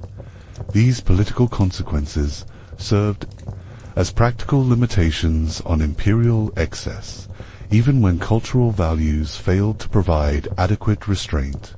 The contrast between successful and unsuccessful imperial approaches to consciousness alteration provided important lessons for Roman political culture. Effective emperors demonstrated that these substances could be used constructively, while failed emperors showed the consequences of abuse and excess. For ordinary Romans, consciousness-altering substances weren't exotic luxuries or special occasion. Indulgences, they were part of the routine fabric of daily life. Understanding how Romans integrated these substances into their everyday existence reveals much about their practical attitudes toward consciousness and its modification. The Roman day typically began with a light breakfast that might include watered wine, especially for those whose work would take them away from home. This wasn't considered drinking in the modern sense. It was simply normal hydration with a substance that was safer and more reliable than water from uncertain sources. Roman workplaces often provided wine rations to workers, particularly those engaged in physical labor. Construction workers, agricultural laborers, and craftsmen might receive wine as part of their compensation.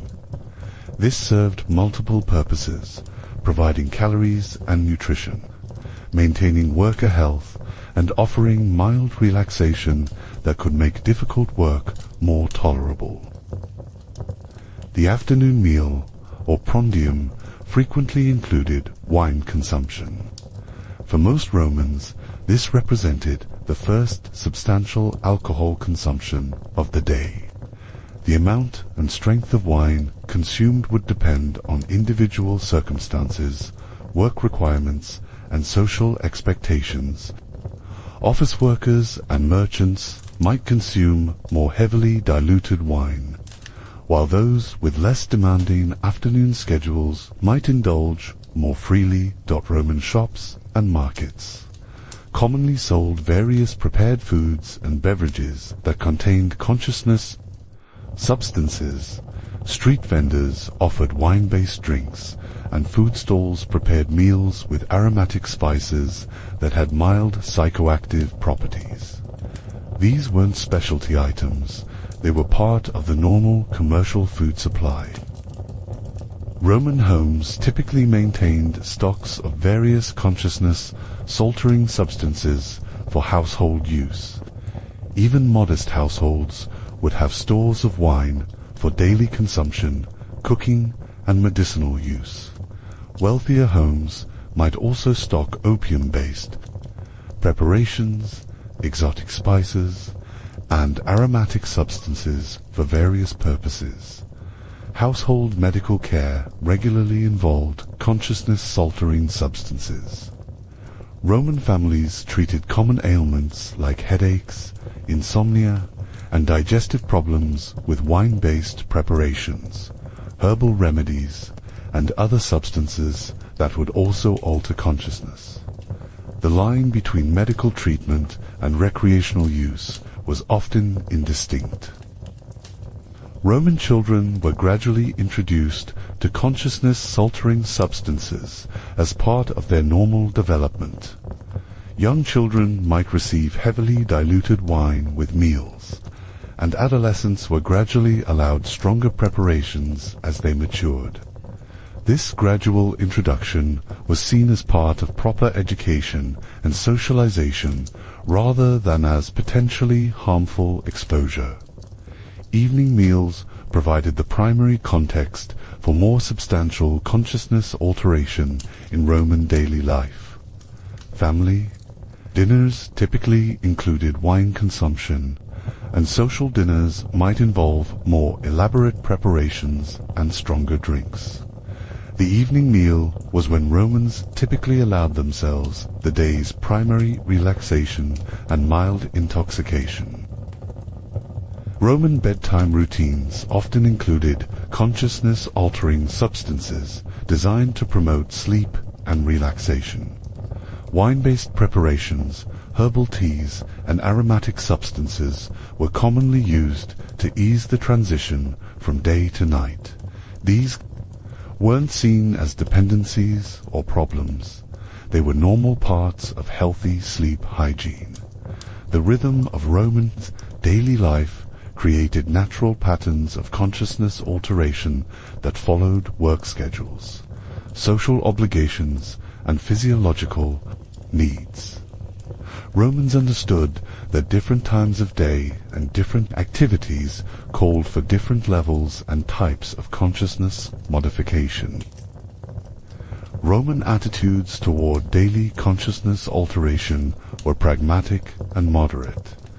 They understood that these substances were tools that could enhance life when used appropriately, but they also recognized the importance of maintaining functionality and social responsibility. The integration of consciousness alteration into daily life required ongoing attention to balance and moderation. As the Roman Empire evolved and eventually declined, attitudes toward consciousness-altering substances gradually changed as well. The rise of Christianity, economic pressures, and changing social conditions all contributed to modifications in how Romans thought about and used these substances. Early Christianity brought new moral frameworks that complicated traditional Roman attitudes toward intoxication. While Jesus himself was reported to have consumed wine and even transformed water into wine, early Christian leaders were often suspicious of consciousness alteration that wasn't directly connected to religious experience. This created tensions between traditional Roman practices and emerging Christian values. However, The relationship between Christianity and consciousness-altering substances was complex rather than simply oppositional. Christian religious ceremonies often included wine consumption, and Christian physicians continued to use traditional Roman medical preparations that contained various psychoactive substances. The key distinction was often one of intent and context rather than absolute prohibition. Economic pressures in the later empire also affected substance use patterns. As trade networks became less reliable and taxation increased, access to expensive consciousness-altering substances became more limited. This forced changes in consumption patterns and led to increased reliance on locally available alternatives. The barbarization of the Roman military brought new cultural influences that affected substance use traditions. Germanic and other tribal warriors had their own traditions regarding alcohol and other consciousness-altering substances, and these traditions gradually blended with existing Roman practices to create new hybrid approaches. Urban decline in many parts of the empire disrupted the sophisticated infrastructure that had supported Roman substance culture. Bathhouses closed, symposium culture declined, and the complex social networks that had managed appropriate substance use began to break down. This led to both decreased access and reduced social supervision of consciousness alteration. However, the transformation wasn't simply a decline. In some ways, the changing conditions led to innovation and adaptation. Monastic communities, for example, developed new approaches to consciousness alteration that combined Christian spirituality with traditional Roman medical knowledge. These communities often became centers for preserving and developing knowledge about consciousness-altering substances. The Eastern Empire, which continued as the Byzantine Empire, maintained many traditional Roman approaches to consciousness alteration, while adapting them to changing religious and cultural conditions. Byzantine medical and religious practices continued to use wine, incense, and various plant substances in ways that were recognizably descended from Roman traditions. The Islamic conquests of former Roman territories brought new influences and restrictions. Islamic attitudes toward alcohol were more restrictive than traditional Roman views, but Islamic medical and scientific traditions often preserved and extended Roman knowledge about consciousness-altering substances for medical purposes. In Western Europe, the collapse of Roman political authority led to the fragmentation of knowledge and practice regarding consciousness-altering substances. However, many Roman traditions survived in modified forms, particularly in medical practice and religious observance. Monasteries became important centers for preserving this knowledge through the medieval period. The transformation of Roman substance culture wasn't a simple story of decline and loss. Instead, it was a complex process of adaptation, modification, and partial preservation that continued to influence European culture for centuries. Many elements of Roman approaches to consciousness alteration can still be detected in modern European wine culture, medical practice, and social customs. The Roman approach to consciousness-altering substances left lasting influences that continue to shape modern attitudes and practices in ways that aren't always obvious or acknowledged. Understanding these connections helps illuminate both historical continuities and the ways in which modern approaches differ from ancient ones. Modern wine culture, particularly in Mediterranean countries, retains many elements that would be recognizable to ancient Romans.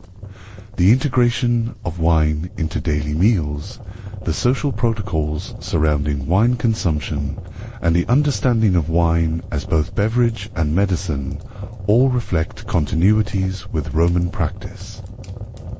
The Roman development of systematic pharmacology and medical use of consciousness-altering substances laid foundations for modern medicine. Many modern pharmaceutical practices, including the use of opium derivatives for pain management and the understanding of dose-response relationships, can be traced back to Roman medical innovations. Roman legal and social frameworks for managing substance use provided models that continue to influence modern policy. The Roman emphasis on regulation rather than prohibition, the attention to context and social setting, and the recognition that substance use problems require medical rather than purely legal solutions all have modern parallels. The Roman integration of consciousness alteration into religious and spiritual practice influenced the development of Christian sacramental traditions, the use of wine in Christian communion, the burning of incense in religious ceremonies, and the understanding of altered states as potentially sacred all reflect Roman influences. Roman approaches to social drinking and the symposium tradition influenced the development of European salon culture, coffeehouse society, and modern traditions of intellectual discourse combined with mild intoxication. The understanding that consciousness alteration can facilitate social bonding and intellectual exchange remains influential in modern culture. However, there are also significant differences between Roman and modern approaches. The Roman integration of consciousness alteration into daily life was much more complete than what exists in modern industrial societies. Romans lived in a world where the line between medicine, recreation, and spirituality was much less distinct than it is today. Modern attitudes towards substance use are also shaped by scientific understanding that wasn't available to Romans. We know much more about the neurological mechanisms of consciousness alteration, the long-term health effects of various substances, and the social dynamics of addiction and abuse. The Roman Empire's vast scale and diversity created a laboratory for experimenting with different approaches to consciousness alteration across multiple cultures and social systems. This historical experience provides valuable data for modern policymakers and researchers trying to understand how different regulatory approaches might work in large, diverse societies. Perhaps most importantly, the Roman example demonstrates that sophisticated, successful civilizations can coexist with widespread, socially integrated use of consciousness-altering substances.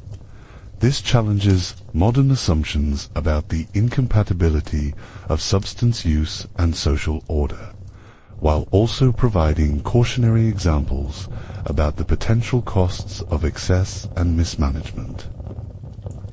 The study of Roman substance culture ultimately reveals both the universality of human interest in consciousness alteration and the diversity of ways that different societies can structure and manage this interest.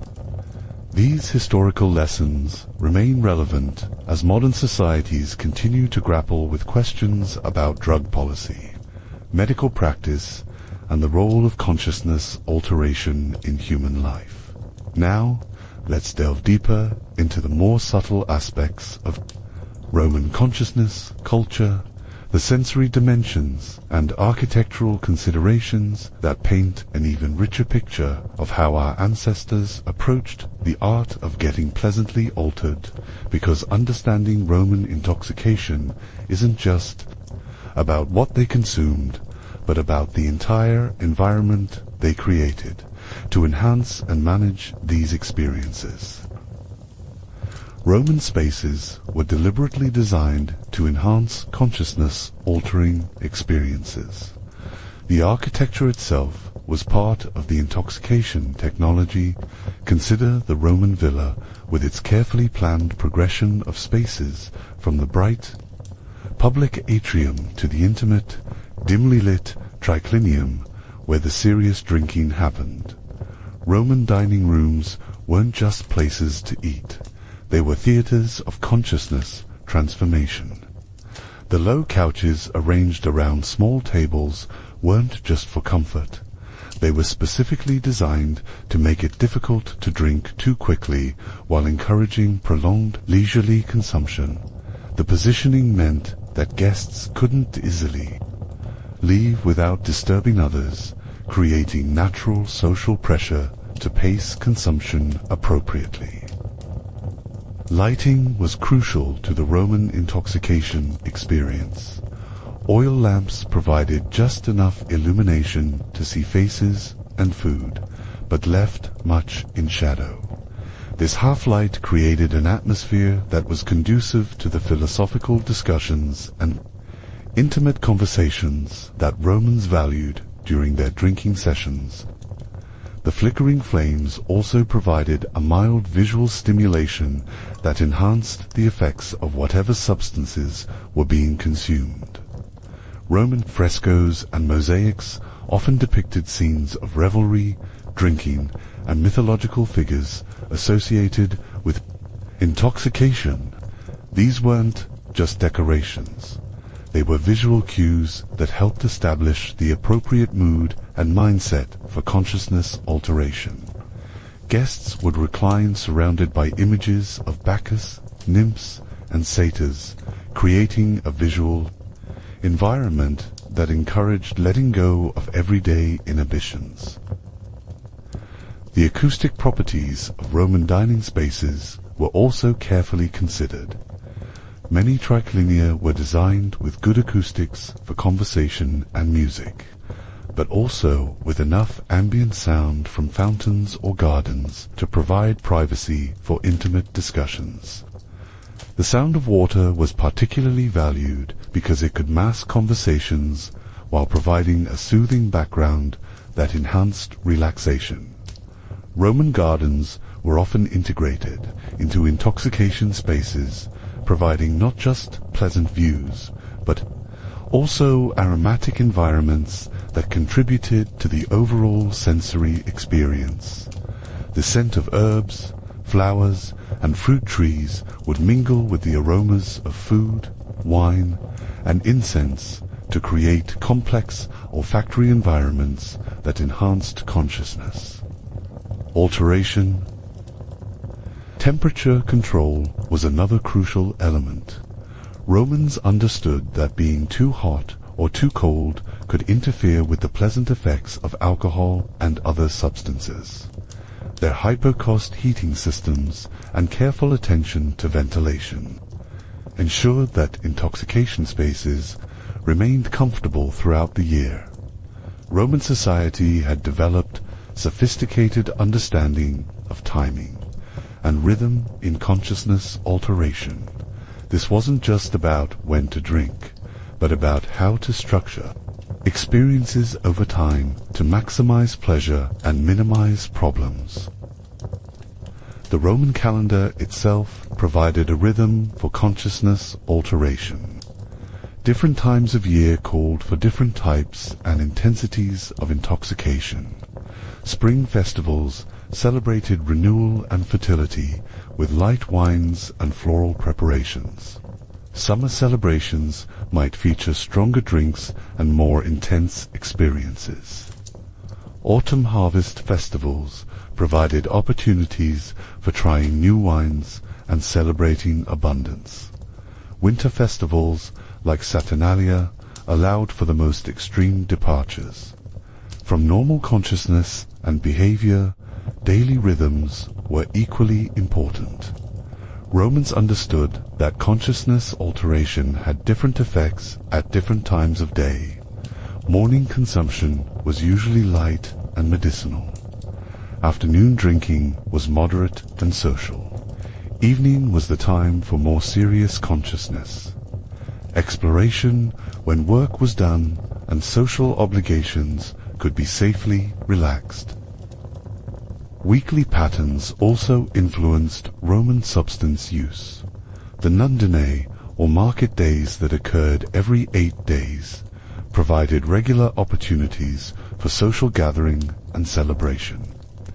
These occasions created a reliable rhythm of work and relaxation that helped prevent the chaotic patterns of substance use that could develop without social structure. Seasonal variations in available substances also created natural rhythms. Fresh wine was available only at certain times of year. Different plants and herbs had their own seasons of availability. This natural variation prevented the monotony that could develop from year-round access to the same consciousness-altering experiences. Romans also understood the importance of periods of abstinence in maintaining healthy relationships with consciousness-altering substances. Certain religious observances required temporary sobriety. Periods of mourning or political crisis might call for reduced consumption. These breaks weren't seen as deprivation, but as necessary maintenance of proper relationship with these powerful tools. Perhaps the most sophisticated aspect of Roman consciousness culture was their understanding of group dynamics and social psychology. Romans had developed elaborate protocols for managing group intoxication that maximized positive outcomes while minimizing social disruption. The symposiarch system was a marvel of social engineering. By designating a single person to control the strength and pace of drinking, Romans could ensure that group intoxication proceeded in an orderly and beneficial manner. The was typically chosen for their knowledge of the participants, their understanding of appropriate dosing, and their ability to maintain good judgment even while participating in the consumption. Roman drinking groups often included people of different social ranks, but the protocols of intoxication could temporarily modify these hierarchies in productive ways. Lower status participants might find their voices heard more readily, while higher status individuals might be encouraged to show more humility and openness. This social leveling was temporary and controlled, but it provided valuable opportunities for communication across social boundaries. The integration of entertainment into drinking sessions wasn't just for amusement. It served important social functions. Music, poetry, and games provided structured activities that could channel the energy and emotion released by consciousness. Alteration. These activities also created shared experiences that would strengthen social bonds long after the intoxication had worn off. Roman protocols for ending drinking sessions were as important as those for beginning them. Gradual reduction of consumption, provision of food and water, and structured transition back to sobriety helped prevent the negative aftermath that could result from abrupt cessation of group intoxication. The social support provided during this transition was crucial for maintaining positive associations with the experience. Conflict resolution during the intoxication was another area where Romans had developed sophisticated techniques. They understood that alcohol and other substances could lower inhibitions and increase the likelihood of disputes. So they created specific protocols for managing disagreements that arose during consumption. These might include temporary separation of disputants, intervention by designated mediators, or structured delays that allowed emotions to cool before resolution was attempted. Roman understanding of consciousness alteration as medicine was far more sophisticated than simple pain relief or sedation. They had developed complex theories about how different substances affected different aspects of human psychology and physiology. Roman physicians recognized what we now call psychosomatic medicine, the understanding that mental and emotional states could profoundly affect physical health. They used consciousness-altering substances not just to treat symptoms, but to address underlying psychological conditions that they believed contributed to physical illness. The Roman concept of temperament and humoral medicine provided a framework for understanding how different substances might affect different types of people. They believed that individual constitution, age, sex, and current health status all influenced how consciousness-altering substances would work. This led to highly individualized treatment protocols that took these factors into account. Roman therapeutic use of consciousness alteration often involved careful attention to setting and social support. They understood that the environment in which treatment occurred could significantly influence outcomes. Therapeutic consumption often took place in carefully controlled environments with appropriate social support and professional supervision. The integration of consciousness alteration with other therapeutic modalities was another sophisticated aspect of Roman medicine. Substance use might be combined with dietary modifications, exercise regimens, environmental changes, and various forms of psychological counseling to create comprehensive treatment approaches. Roman physicians also understood the importance of patient education in therapeutic consciousness alteration. They would teach patients and their families about proper dosing, timing, potential side effects, and warning signs that might indicate problems. This education was seen as crucial for safe and effective treatment. The economic dimensions of Roman consciousness culture created complex incentives and social dynamics that shaped how these substances were produced, distributed, and consumed. Throughout the empire, quality control in consciousness-altering substances was a major concern for Roman authorities and consumers alike. The reputation of wine regions was carefully maintained through various regulatory mechanisms. Adulteration of expensive substances like opium was severely punished. These quality assurance systems were necessary to maintain consumer confidence and prevent dangerous substitutions. The Roman system of trade associations and guilds provided important oversight for substance-related businesses. Wine merchants, apothecaries, and tavern keepers all had professional organizations that maintained standards, shared information, and provided mutual support. These organizations served as early forms of industry. Self-regulation.credit and financing systems developed around the consciousness alteration economy. Wine merchants needed capital to purchase inventory and age products. Consumers might buy wine futures or maintain accounts with suppliers. These financial arrangements created complex economic relationships that extended far beyond simple cash transactions. The seasonal nature of many consciousness-altering substances created opportunities for speculation and investment. Wealthy Romans might invest in wine stocks or opium futures as ways of diversifying their portfolios. These investment patterns could have significant effects on availability and pricing of substances throughout the empire. Regional specialization in substance production created economic incentives for maintaining traditional knowledge and production methods. Wine regions competed on quality and reputation. Areas known for particular herbs or preparations had economic reasons to preserve their specialized knowledge and techniques.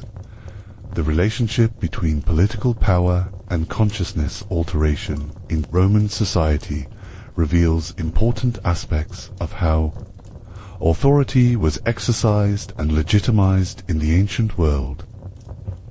Imperial control over luxury substances like equality, opium, and exotic aromatics provided important tools for maintaining political relationships. The ability to grant access to rare and valuable consciousness-altering substances was a form of political currency that emperors could use to reward loyalty and punish opposition. Diplomatic gifts often included consciousness-altering substances. Foreign delegations might be impressed with rare wines or exotic preparations. Treaties might include provisions for trade in particular substances. These diplomatic uses of consciousness-altering substances helped establish and maintain relationships between different political entities. The taxation of consciousness-altering substances provided significant revenue for Roman authorities, but it also created ongoing tensions between state control and popular demand. Tax policies had to balance revenue generation with social stability, as excessive taxation could lead to smuggling, adulteration, or social unrest.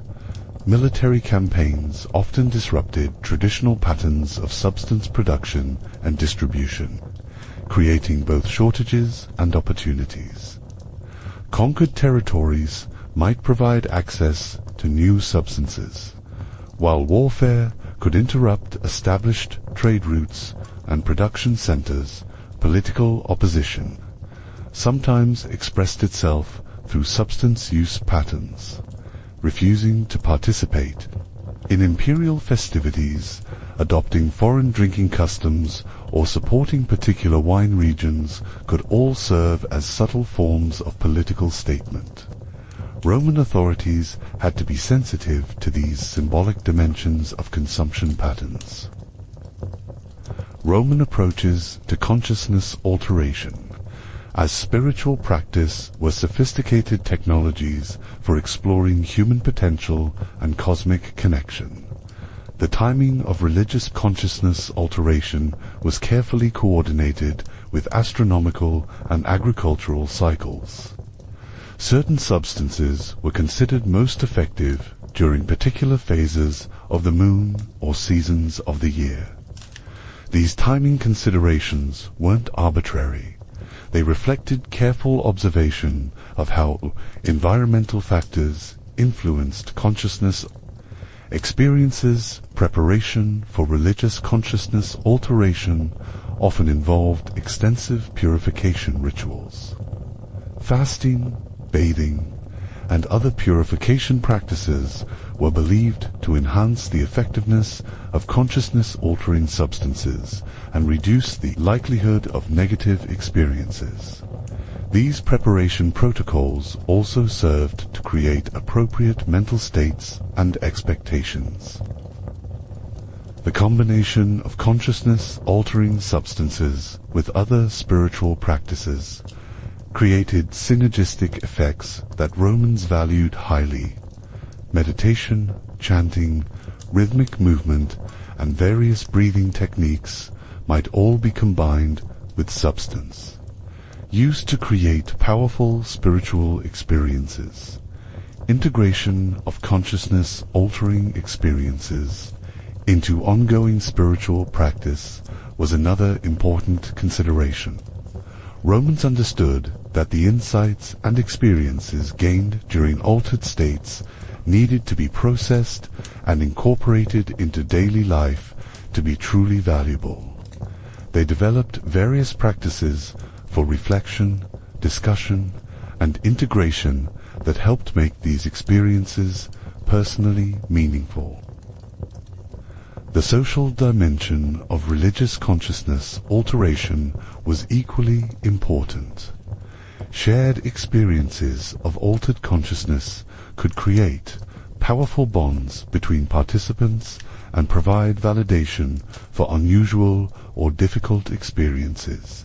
The community support provided during and after religious consciousness alteration was crucial for maintaining positive outcomes. As we finally draw this extended exploration to a close, one thing becomes abundantly clear.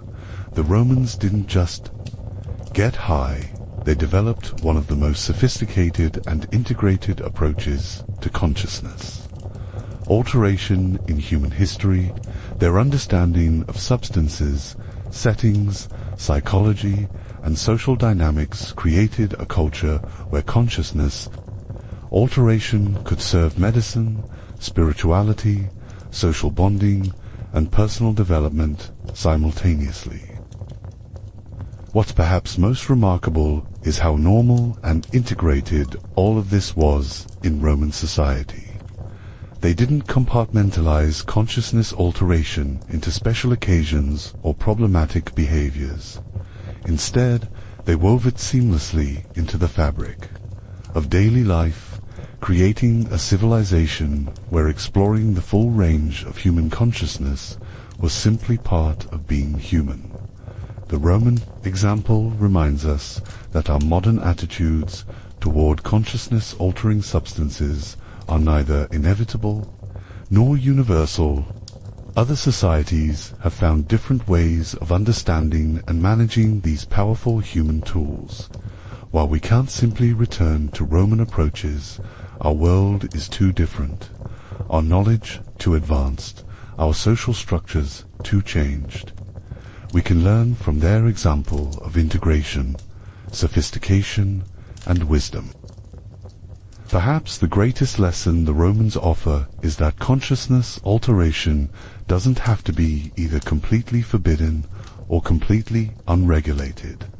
They found a middle path that honored both the power of these substances and the need for social order.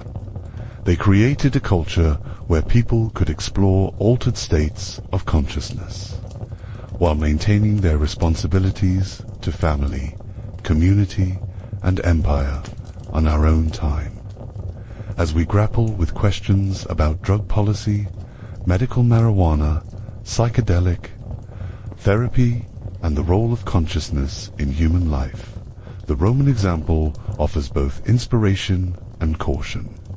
It shows us that sophisticated societies can indeed find ways to live wisely with consciousness-altering substances. But it also reminds us that such wisdom requires constant attention, cultural sophistication, and social commitment. So as you drift off to sleep tonight, perhaps with a glass of wine or a cup of chamomile tea, both substances that the Romans would have recognized and appreciated, remember that you're participating in one of humanity's oldest and most persistent traditions. The desire to alter consciousness, to see the world from a different perspective, to explore the full range of human experience, connects you across the centuries to those Roman citizens reclining on their couches, sipping their carefully mixed wine, and contemplating the mysteries of existence under the flickering light of oil lamps. May your dreams be as rich and complex as a perfectly aged Falernian wine. And may you wake tomorrow with the wisdom to appreciate both the gifts and the responsibilities that come with consciousness itself. Good night, fellow travelers, in the endless human journey of consciousness exploration. Until we meet again in the next chapter of this fascinating story,